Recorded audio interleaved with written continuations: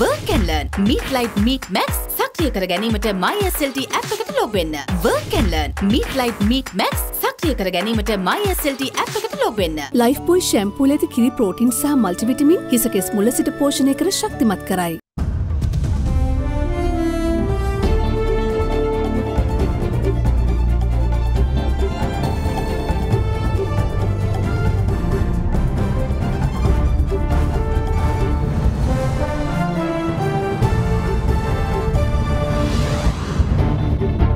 Tonight, encouragement. Cabinet greenlights implementation of 2 more measures proposed to promote migrant worker remittances, allowing the importation of electric vehicles with a CIF value equivalent to 50% of remittance value.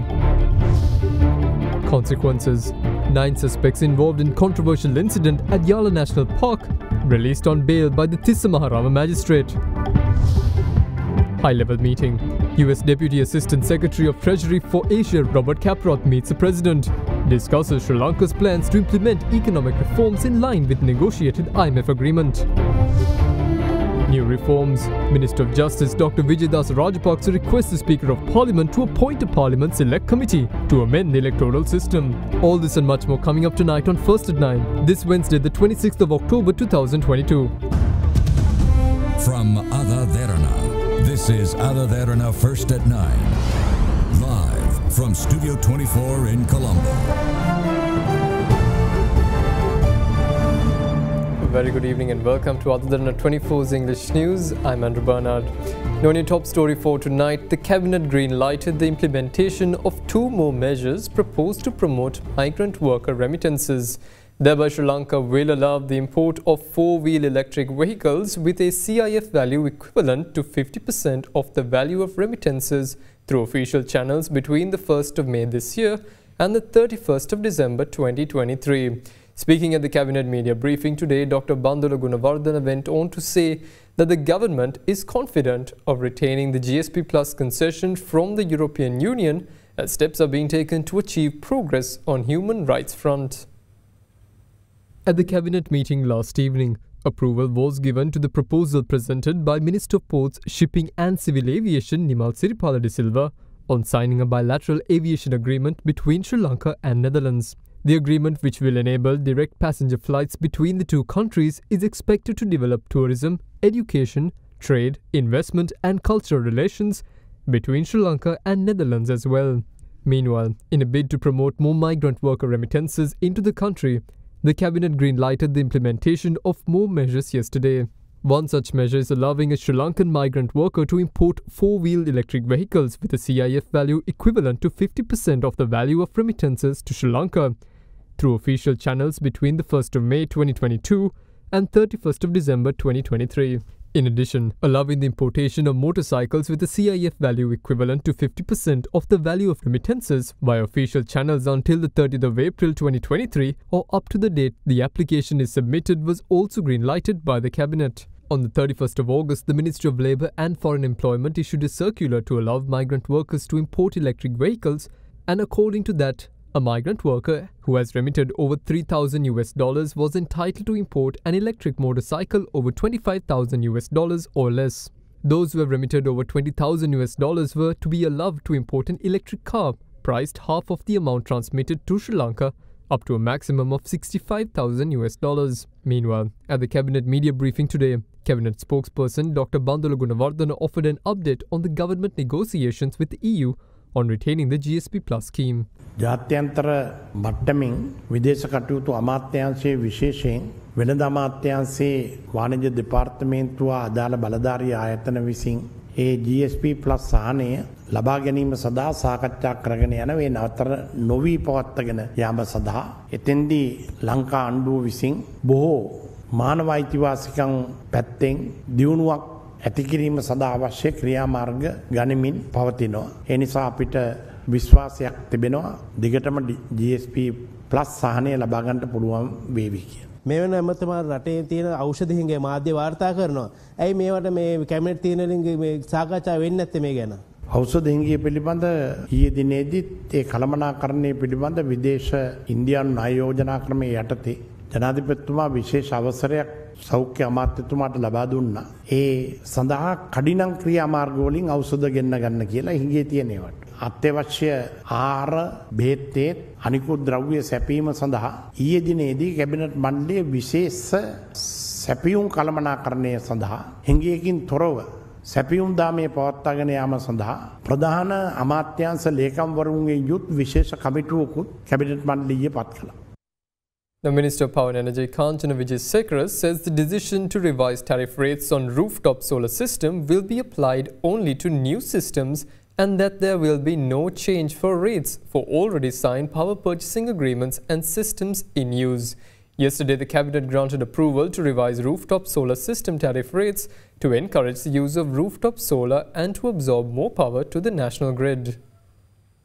Yesterday, the Cabinet approved a proposal to increase the power purchase rates from approved solar power plants in accordance with recommendations of the committee appointed to revise power purchase rates. දැන් ඔවුන්ට කලින් රුපියල් 15.50ක් 22ක් ලැබුණ මිලට විදුලි වල බණ්ඩේ මිලදී ගන්නා විට රුපියල් 37ක් ගෙවනවා කිලෝවොට්ස් 500ට අඩු විදුලිය සැපීමක් කරනවා නම් 500ට වැඩි කිලෝවොට් 500ට වැඩි විදුලිය සපයනවා නම් 34.50 ගෙවන්නට මේ සංශෝධනය සඳහා කැබිනට් අනුමැතිය ලබා දුන්නා. Further, these tariffs are expected to be adjusted annually based on a formula. This is proposed to encourage more people to use rooftop solar systems since the Ceylon Electricity Board's long-term generation expansion plan has identified the need to obtain 1,800 additional megawatts of power via rooftop solar systems to the national grid. Currently, the contribution of rooftop solar to the national grid is 580 megawatts. However, Minister of Power and Energy Kanchana Vijayasekara offered a clarification on the tariff revision. He said new tariff rates will be applied only to new rooftop solar systems and there will be no charge of rates for already signed power purchasing agreements and systems in use. Now, US Deputy Assistant Secretary of the Treasury for Asia, Robert Kaprath, who visited Sri Lanka yesterday, held discussions with President Ranil Wickremesinghe on Sri Lanka's plans to implement economic reforms in line with the negotiated IMF agreement. Meanwhile, during Kaprath's discussions with Central Bank Governor Dr. Nandalal Veerasinghe and Treasury Secretary Mahinda Sirivardana, Sri Lanka's continued commitment to the IMF staff-level agreement and the efforts to build a sustainable and resilient economy were discussed. US Deputy Assistant Secretary of the Treasury for Asia, Robert Kaprath, who arrived in Sri Lanka yesterday, met President Ranil Wickremesinghe. According to US Ambassador Julie Chung, who joined the meeting along with Robert Kaprath, productive discussions on the government's plans to implement economic reforms in line with the negotiated IMF agreement were held. She also said political will and strong actions will help get the economy back on track. In the meantime, Kaprath also met with Minister of Foreign Affairs, President's Council Ali Sabri.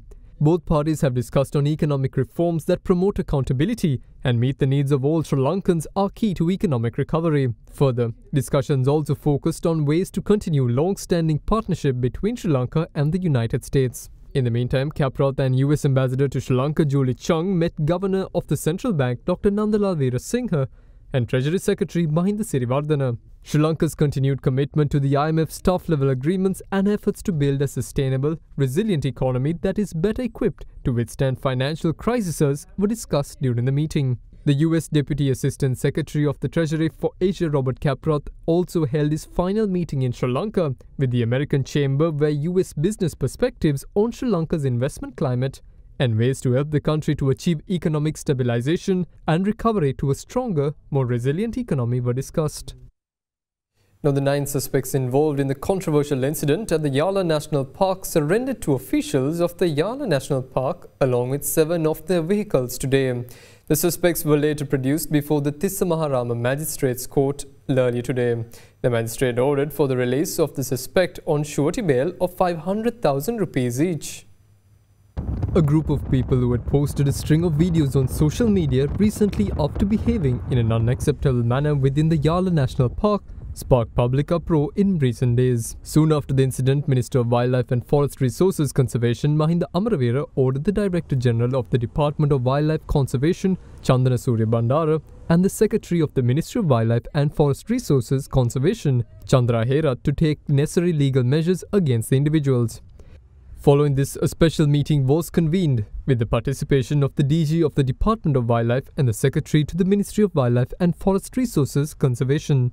During the meeting, it was decided to blacklist the individuals who had behaved in an unruly manner and their vehicles and slap them with a 3-year ban preventing them from entering any national park. They had also decided to use information of the individuals given to the Yala National Park, such as NIC numbers, addresses, vehicle number plates, the videos and the pictures circulating on social media to identify the individuals and take legal measures against them. With this being the case, 7 drivers involved in reckless driving at the Yala National Park and 2 individuals who had videoed the incident had surrendered to the Yala National Park officials. They had also surrendered 7 of the SUVs that were part of the fleet of vehicles involved in the incident. The 9 individuals in question along with the 7 vehicles were later produced before the Tissa Maharama Magistrates Court today. Upon consideration of facts, the magistrate ordered the release of the 9 suspects on a surety bail of 500,000 rupees each. The case related to the incident is scheduled to be taken up before the courts again on the 9th of December. Meanwhile, DG of the Department of Wildlife and the Secretary to the Ministry of Wildlife and Forest Resource Conservation also decided to set up a tri-member committee to oversee the investigation of the officials at the Yala National Park for failing to inform their superiors on the incident and control the group. In the meantime, President Ranil Wickremesinghe has given directives to the relevant officials to conduct an impartial investigation into the incident. අතිකරු ජනාධිපතිතුමත් ආරක්ෂක අංශවලටත් දැනුම් දීලා තිබෙනවා. මේ සිද්ධිය සම්බන්ධයෙන් අපක්ෂපාතී පරීක්ෂණයක් කළා දනුවම් ලබා දිය යුතු පාර්ශ්වයන්ට අවශ්‍ය දනුවම් ලබා දෙන්නත් නීතිය දේශපාලන බලපෑම් වලින් තොරව ක්‍රියාත්මක කරන්නටත් අවශ්‍ය උපදෙස් ලබා දීලා තිබෙනවා. The Minister of Justice, Prison Affairs and Constitutional Reforms, Dr. Vijaydas Rajapaksa, has requested the Speaker of Parliament, Mahinda Yapa, to appoint a Parliament Select Committee to amend the electoral system. In a letter to the Speaker, the Justice Minister said this committee, pursuant of the provisions of the Standing Order of Parliament, should not consist of more than 21 members. He also said the Speaker should name the chairman and the members for this committee. Rajapaksa went on to say the committee members should be vested with the powers to summon any individual, request any document or report or obtain evidence, verbally or in writing, in order to conduct an extensive study into amending the electoral system. He also suggested authorizing the committee to determine its quorum and to seek the assistance of experts and veterans in the field.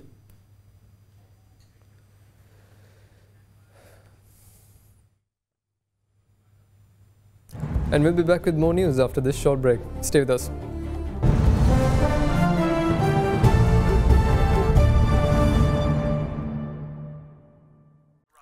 අයිනෝ පුතා හැබැයි යා ගෙදර නිදියන්නෙම අමුතු තැනක. කාලගුණය කොහොමුණත් Rhino නං වහලට safe තමයි මුළු ගෙදරම. Rhino cement roofing sheets. Then you know Rhino. I know. Big 3.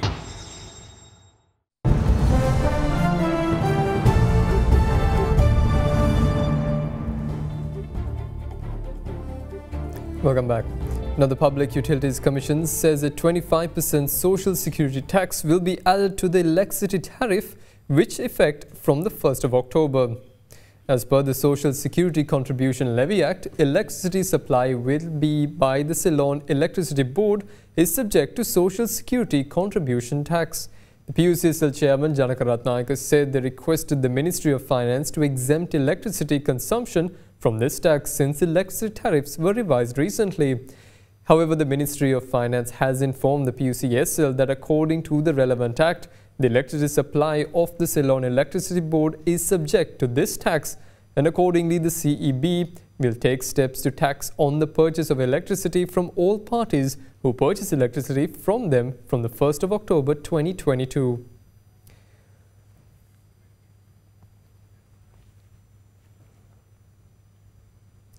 Now, an audit meanwhile was conducted by the Auditor General's report has revealed that many items worth nearly 35 million rupees were missing from the media section of the President's House and the Presidential Secretariat.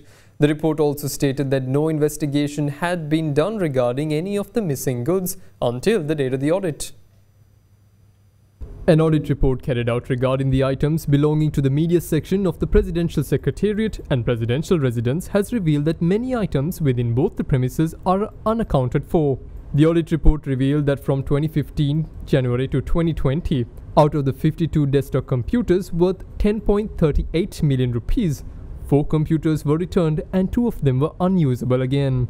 According to this audit report, the media division of the Presidential Secretariat has maintained 4 units until 2019. It has also been revealed that proper records have not been maintained by the media division. The audit report states that according to a report sent by the engineers to the President's Secretary regarding the goods of the media division, goods worth nearly 35 million rupees have gone missing.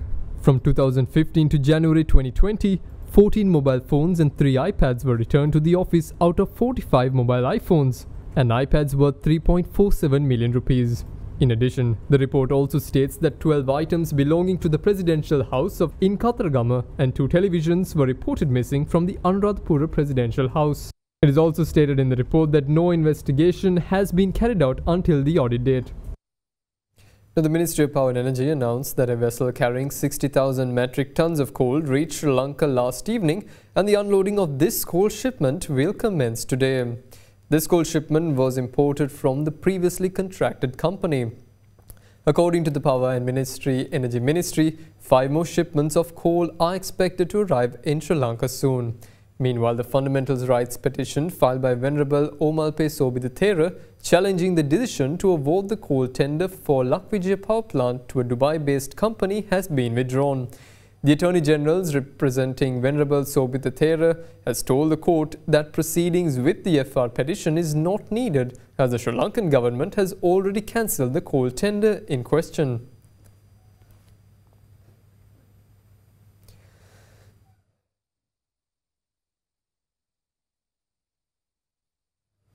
Now, a consignment of 500 metric tons of rice donated by China to Sri Lanka reached Colombo port yesterday.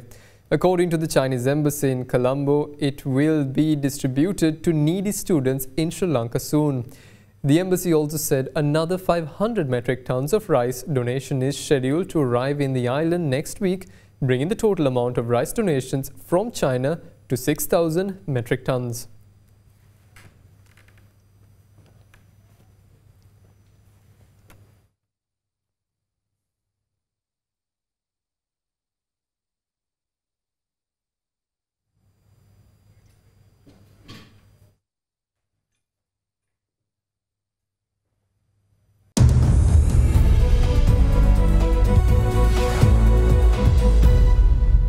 Welcome back. In your business news, a survey conducted by the Central Bank of Sri Lanka has revealed that 57.9% of adults in Sri Lanka are financially literate. This is a 22.9% increase compared to the Global Financial Literacy Survey conducted by the Standard & Poor's Rating Services in 2014, which measured Sri Lanka's financial literacy at 35%. Yesterday, the Central Bank of Sri Lanka published its report Financial Literacy Survey Sri Lanka 2021, which was jointly prepared by technical and financial assistance of the International Finance Corporation, a member of the World Bank Group. The survey, conducted with a nationwide representation of 4,800 household members aged 18 and above, has found that 57.9% of Sri Lankan adults are financially literate. This is a 22.9% increase compared to the Global Financial Literacy Survey conducted by Standard & Poor's Rating Services, which measured Sri Lanka's financial literacy at 35% in 2014. The report says 61.1% of Sri Lankan men are financially literate, while the percentage for literate women is 55.2%. The gender gap in the financial literacy rates of males and females is 5.9 points. The survey findings further suggest that the young adults in Sri Lanka are more financially literate than the elderly population, adding that it is a positive move as it is revealing that the population might be more financially resilient in the future. In addition, the survey has found that people who use digital financial devices or services exhibit significantly higher financial literacy levels, which is quite similar to the survey outcomes of other countries. It said such a development highlights the need to ensure equitable access to digital literacy among different population segments. Now, the Supreme Court informed today that its decision on the petitions challenging the value-added tax amendment bill, which was recently presented to Parliament by the government, will be forwarded to the Speaker of Parliament. The order was issued after concluding the hearing of 2 petitions filed seeking an order that the clauses included in the relevant amendment bill are in violation of the Constitution. The order was issued by the three-member Supreme Court bench consisting of Chief Justices Jayantha Jayasuriya, Justices S. Thuiraja and Arjuna Obesekara.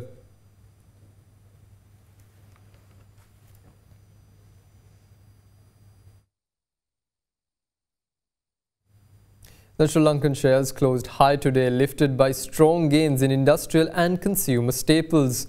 The CSE All Share Price Index closed 1.2% higher at 8,602.97, exchange data showed. Conglomerate Expo Lanka Holdings and Lanka IOC were the top boosts to the index, rising 9.2% and 11.5% respectively.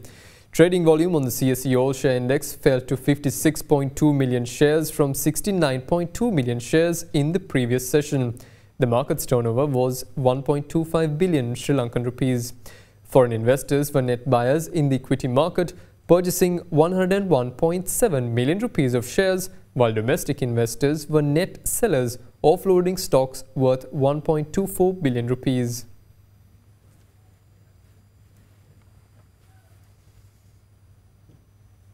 The oil prices surged today as US crude exports hit an all-time high and as nation refiners operated at higher than usual levels for this time of the year. Export Brent crude futures for December were 2.3% at $95.68 a barrel. The US West Texas Intermediate crude futures for December rose 3% to $87.97 a barrel. A 0.9% drop in the US dollar also added to bullishness, making oil cheaper for holders of other currencies. Traders have been concerned about the supply outlook, so the US figures were a catalyst for more buyers to jump into the market. Oil analysts anticipate higher supply in coming months after the Organization of the Petroleum Exporting Countries surprised markets with a larger than expected cut to its output targets earlier this month, and in advance of the December's European ban on oil imports from Russia.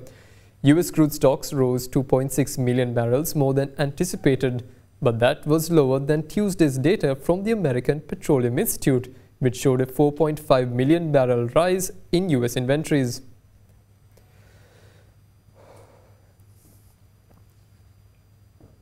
And that's all the news we have for this evening. Join us again tomorrow at the same time. Have a pleasant evening. Good night.